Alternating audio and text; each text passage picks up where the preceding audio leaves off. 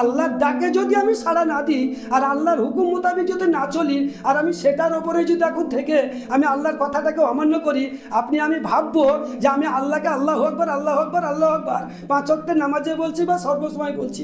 আপনি অগ্রাধিকার তো দিলাম কাকে? কাকে দিলাম? মালকে দিলাম? দুনিয়াকে দিলাম? যার জন্য আল্লাহর ডাকে আমি সাড়া দিলাম না। আমি বলি না যে আল্লাহ যখন আমাকে ডাকলে বা আল্লাহর আমাকে হুকুম কথা বলছে আমাকে মসজিদে আসতে হবে, পারক ব্যক্তি হলে মসজিদে আসতে হবে, অপারক ব্যক্তি হলে সেখানে বাড়িতেই নামাজ পড়তে হবে, পারলে পারক ব্যক্তি হলে আসতে হবে। কিন্তু যদি মনে করি আমি নামাজটাকে বাদই দিলাম, আল্লাহর হুকুমটাকে বাদ করিয়ে দিলাম, আল্লাহ যা বলেছেন তার বিধানকে কী করলাম? অস্বীকার করলাম। জাকাত আল্লাহ দিতে বলেছেন, আমি বলছি জাকাত দিব না, দুনিয়াটাকে প্রাধান্য দিয়েছি। আল্লাহ আমাকে বলেছেন হজ করতে, হজের উপযুক্ত আমি হজ করতে গেলাম না, আমি দুনিয়াটাকে প্রাধান্য দিয়েছি।